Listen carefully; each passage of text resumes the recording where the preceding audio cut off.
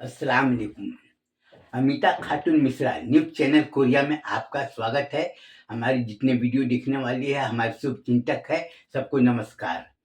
आप लोग हमारा वीडियो देखते हैं और अब तक 130 से ज़्यादा हमारे वीडियो वायरल हो चुका है और आप सबको अच्छी तरह से मालूम है कि हम हज़रत आमीना इस्लामिया मदरसा चलाते हैं। हमारे 4 मदरसे हैं।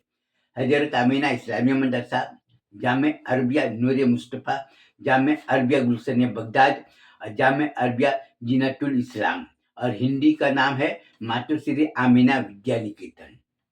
और आदमी के जीवन में 2 चीज़ आता है, 2 चीज़, एक खुशी और दूसरा गम। माने दुखी रहता है, प्रसन्नता और सुख और दुख आता है, सबके जीवन में आता है।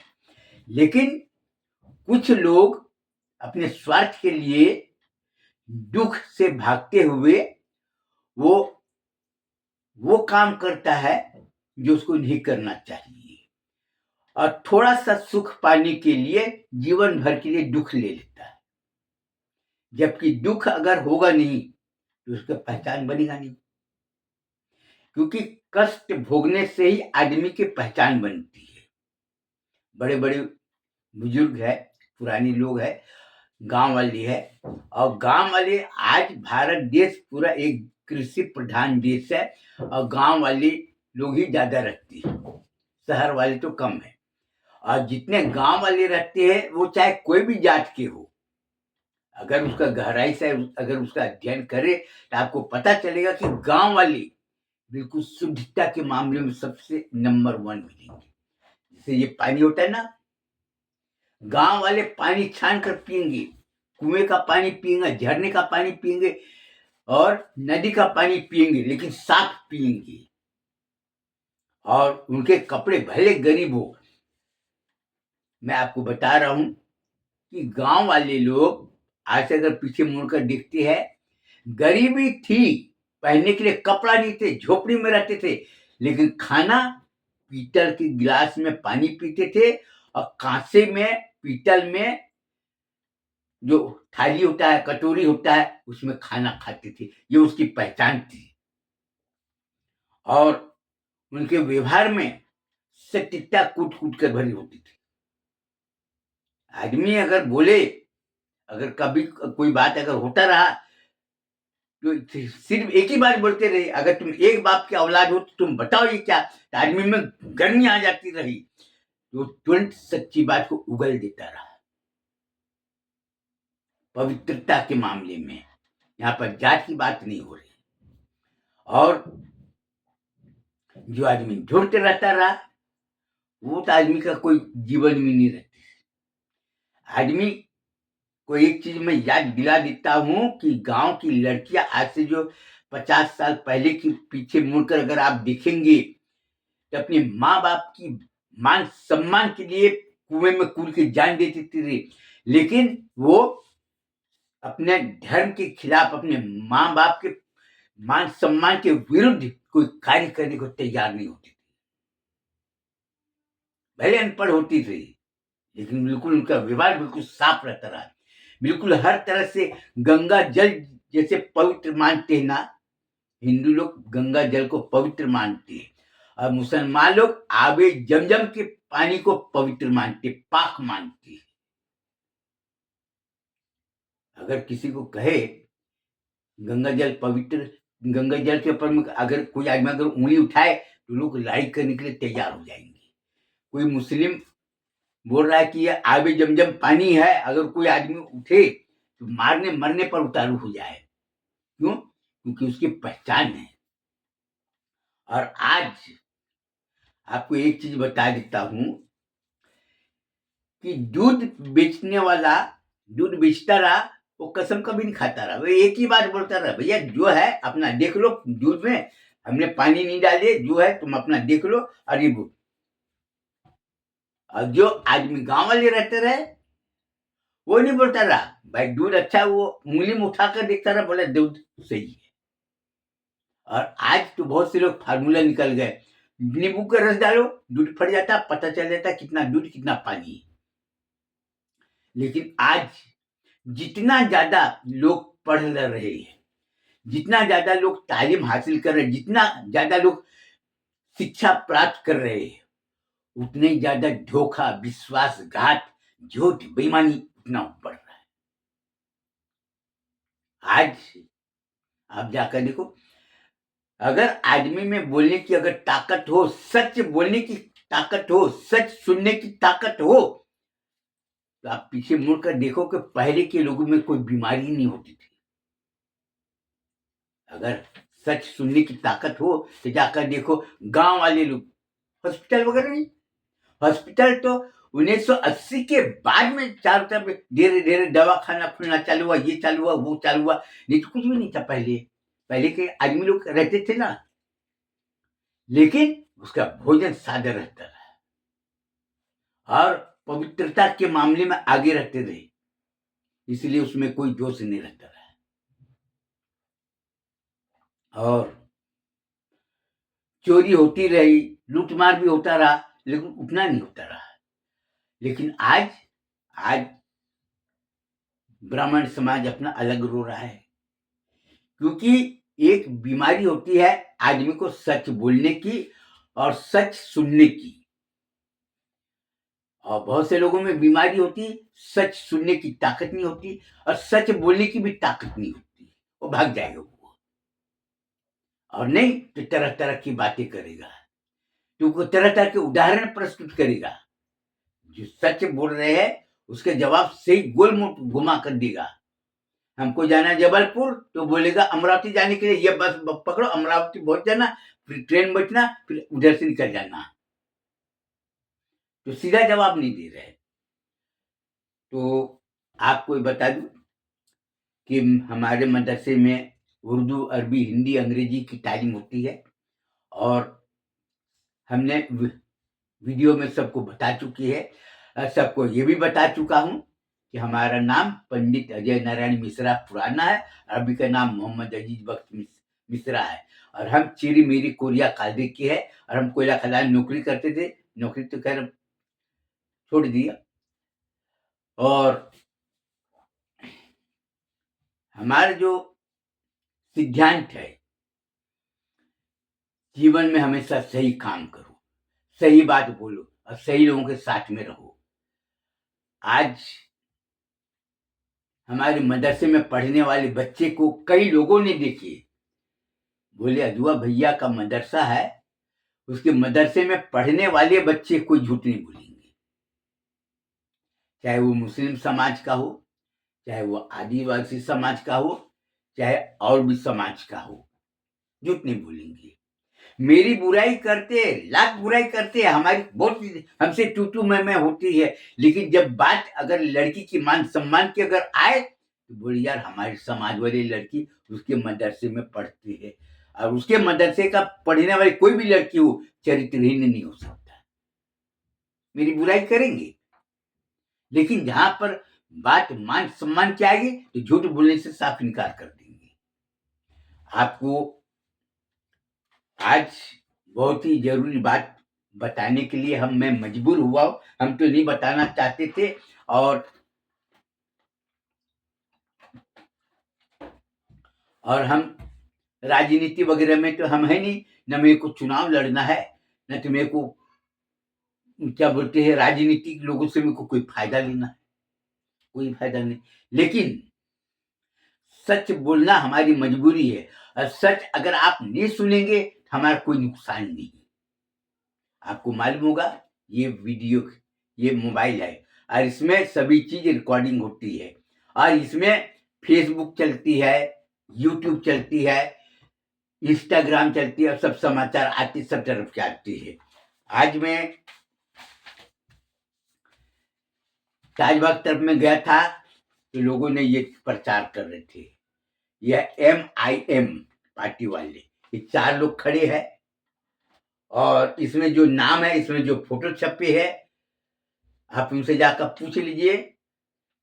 मेरा न तो कभी आमना सामना हुआ है, और न तो हमारा कभी उससे बातचीत हुई है, न मेरे को उससे कोई लेना देना है, लेकिन हम एक बात सुने हैं कि MIM यानी AIMIM ऑल इंडिया मजलिस इत्तेहादुल मुस्लिमीन पार्टी है, जो ओवैसी साहब चलाते हैं, और उनका नाम सिर्फ भारत में नहीं बल्कि पूरी दुनिया में उसका वो है। क्यों? क्योंकि उन्होंने झूठ का सहारा कभी नहीं लिया, उन्होंने कभी किसी को धोखा नहीं दिया। MIM वाले ने किसी को लूटा नहीं। और ये स्टिकर है, सब जगह कई जगह चिपके हुए हैं, आपको मिलेंगे। और महाराष्ट्र में चुनाव हो रहा है महानगर पालिका का। वैसे बिहार में भी चुनाव हुआ और 5 सीट जीत कर आए हैं। MIM वाले को हराने के लिए कांग्रेस पार्टी, समाजवादी पार्टी, राष्ट्रीय जनता दल और समाजवादी पार्टी के साथ साथ में और भी लोग हैं, यानी MIM के प्रत्याशी को हराने के लिए पूरी जोर लगा दिया। क्यों? क्योंकि वो मुस्लिम है। और हमारी पहचान वाले तो खुलेआम बोलते मुसलमान लोग धोखेबाज और गद्दार होते हैं। सही बोल रहा है कि गलत बोल रहा है, ये फैसला करना आपका काम है। मुसलमान लोग बोलते कुरान शरीफ पे हमारा ईमान है, मस्जिद में जाकर देखो सब नमाज पढ़ते मिलेंगे, रमजान महीना रहा सब रोजा रखेंगे, जश्न ईद मिलादुन नबी आएगा सब जुलूस में घूमेंगी। लेकिन जुलूस में कितने लोग दिखाई देते, लेकिन आप घर से आप जाकर अध्ययन करो, ये पता चलेगा कि उसको कुरान शरीफ से उसको कोई लेना देना नहीं। बोलते ना नबी हमारी जान है, नबी हमारी शान है और नबी हमारी पहचान है, जाकर देखो। आज औरंगाबाद में सैयद इम्तियाज जलील भाई है, खड़े हुए। हराने वाला कौन? कोई मुस्लिम, कोई हिंदू नहीं है। कांग्रेस के मुसलमान है, समाजवादी पार्टी के मुसलमान है, कोई हिंदू नहीं है। लेकिन क्यों हरा है? क्योंकि मुस्लिम पार्टी को दिखना नहीं चाहता। आज इसमें देखो कितने जगह MIM वाला प्रचार हो रहा है, धुआंधार प्रचार कर रहा है। कई लोग सोचते होंगे कि ये मुल्ला जी को, अजूबा प्रसाद मिश्रा को MIM वाले ने पैसे दिए होंगे या कुछ लेना देना किया, या मदरसे को कुछ चंदा दिया होगा, रकम दिए होंगे, तो हमको कुछ कोई लेना देना नहीं। क्यों? क्योंकि हमको, मैं पैसे में बिकाऊ नहीं हूं, कोई आदमी मेरे को खरीद लेगा। लेकिन अगर मुसलमान अगर है तो आपको कदम कदम पर आपको दिखाई देगा, कदम कदम पर धोखा, कदम कदम पर लूटमार, कदम कदम पर बेईमानी, ये उसके नस में भरी हुई। आज MIM वाले जितने खड़े हैं, इतने पार्टी बने भारत देश में, उसका कोई भी उम्मीदवार खड़ा हो तो उसको कोई नहीं, कोई विरोध नहीं करता। लेकिन ये मुस्लिम पार्टी अगर खड़ी हुई तो उसको हराने के लिए सबके जोर लगा देती है। आज आपके सामने में है, औरंगाबाद में और अमरावती में, नागपुर में, आपके पूना में, जलगांव में, धुलिया में, मालेगांव में, भिवंडी तरफ में और भी जगह है, जाकर देख लो। नांदेड़ तरफ में भी है, जाकर देख लो। तो MIM के पीछे सब लोग पड़ जाते हैं हराने के लिए कि वो नहीं आना चाहिए। और हमारे बहुत से हिंदू भाई है, आदिवासी समाज के लोग हैं और बौद्ध समाज के लोग हैं। कुरान शरीफ हिंदी में छपा गया है और कुरान शरीफ का प्रचार जो है ना हर जगह किया गया है। कुरान शरीफ में ऐसी कोई बात नहीं लिखी हुई कि इसका छुआ पानी मत पीना, कि उसकी बुराई करना, कि उसके काम में अड़ंगा डालना, कहीं नहीं लिखा है। आज धीरे धीरे मुस्लिम को ज्यादा जानकारी होना चाहिए ना, तो स्वामी विवेकानंद है, मदरसे से पढ़कर निकला है, उन्होंने खुलेआम बताया कुरान शरीफ एक बहुत ऊंची हस्ती किताब है। राजा राम मोहन राय कुरान शरीफ पढ़ा, उर्दू, अरबी, फारसी पढ़ा और उन्होंने सती प्रथा को बंद कराया। आज ये मोबाइल में जाकर देखो, चंद्रशेखर आजाद को मरवाने वाला कौन है? ब्राह्मण समाज, गद्दार, जो अंग्रेजों का गद्दार मिले हुए थे, देश के गद्दार। हम नहीं बोल रहे, इसमें बोल रहे। रानी लक्ष्मीबाई को फंसाने वाला कौन है? मुखबिरी करने वाला कौन है? ब्राह्मण है। आप इतिहास उठाकर देख लो। और उनका अंतिम संस्कार करने वाला कौन है? मुस्लिम। कोई हिंदू खड़ा नहीं हुआ अंग्रेजों के भय से, मुस्लिम है। और सरदार भगत सिंह, उसको फांसी दिलवाने वाला कौन है? ब्राह्मण है। फांसी की सजा को रुकवाने के लिए एडवोकेट आसफ अली केस लड़ रही थी।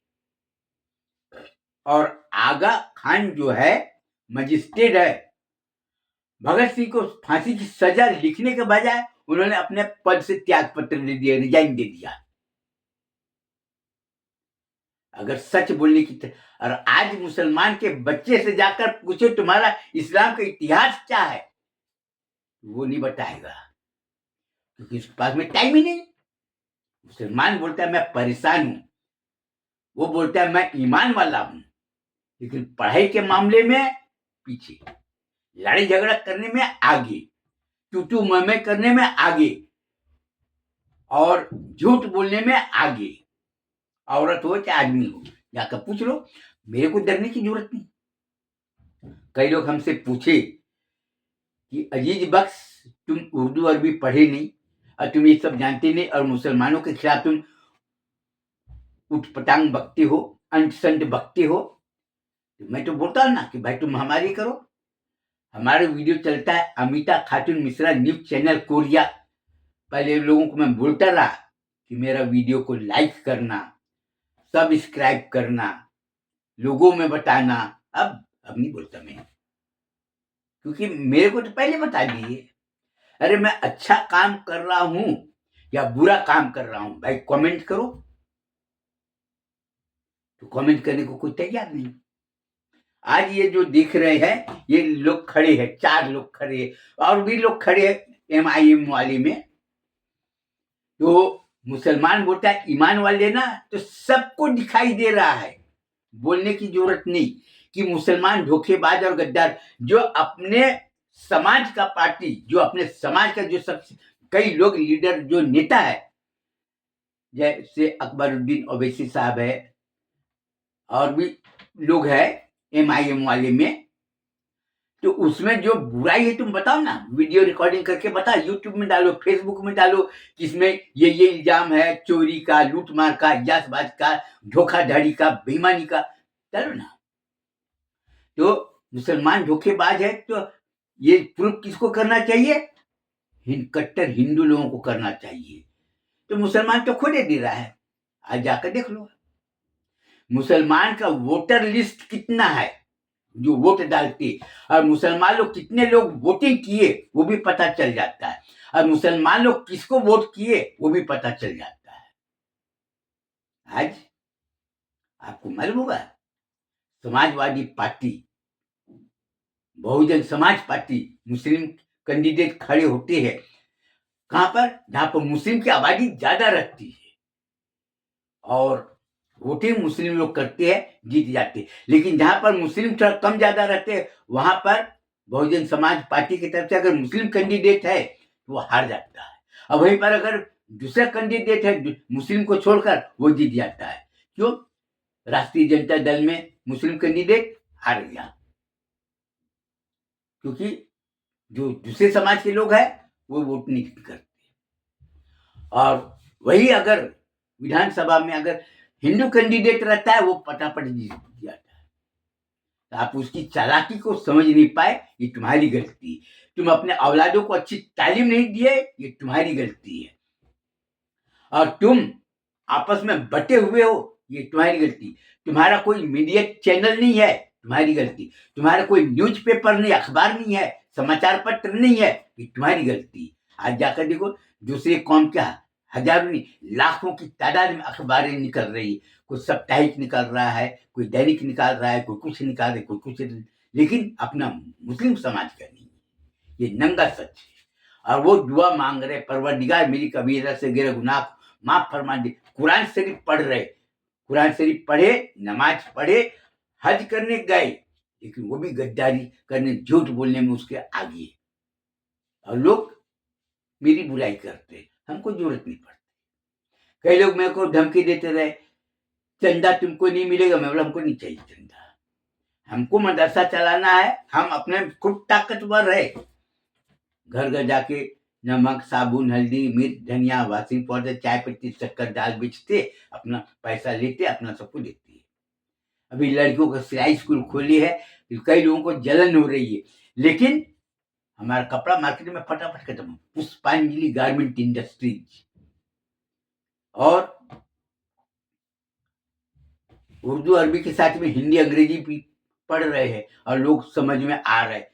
तो मैं अपने मदरसे में पढ़ने वाले बच्चे को यह बोलना चाहता हूं कि तुम लोग नागपुर आओ, अब मुस्लिम लोगों को देखो, पूरे घूमो, अमरावती घूमो, अकोला घूमो, बुल्ढाना घूमो, खामगांव घूमो, और ढुलिया घूमो, औरंगाबाद घूमो, भिवंडी घूमो, बम्बई घूमो, पूना घूमो, अहमदनगर घूमो, नांदेड़ घूमो, जाकर देखो कितने मुस्लिम आबादी, लेकिन उसमें एक दूसरे के प्रति जलन, सच बोलने की ताकत नहीं है। तुम अपने आंख से जाकर देख लो। तो हमारा काम है अच्छा तालीम देना, हमारा काम है मदरसे में मदरसे में पढ़ने वाले बच्चे को अच्छा संस्कार डालना, सिद्धांत का पालन कराना, ये हमारा काम। हमको इस बात की खुशी कि हमारे मदरसे में जितने भी बच्चे पढ़ रहे हैं सभी अच्छे हैं, कोई इधर उधर नहीं किए, लड़कियां भी पढ़ी, कोई इधर उधर नहीं किए, कोई नहीं, हमारी ये मेहनत का फल है। और साथ ही साथ मैं ये बोलना चाहता हूं कि अगर मैं मर भी जाऊंगा तो तुम अपने सिद्धांत और संस्कार के साथ में कभी समझौता मत करना। इसके साथ ही मैं अपना बयान खत्म करना चाहता हूं, और लोगों को मैं यही बोलूंगा कि तुम हमेशा अपने जीवन में सही रास्ते पर चलना और एक दूसरे को सहयोग हमेशा करने के लिए हमेशा तट पर खड़ा रहना। उसके बाद खुदा हाफिज, इजाजत दीजिए।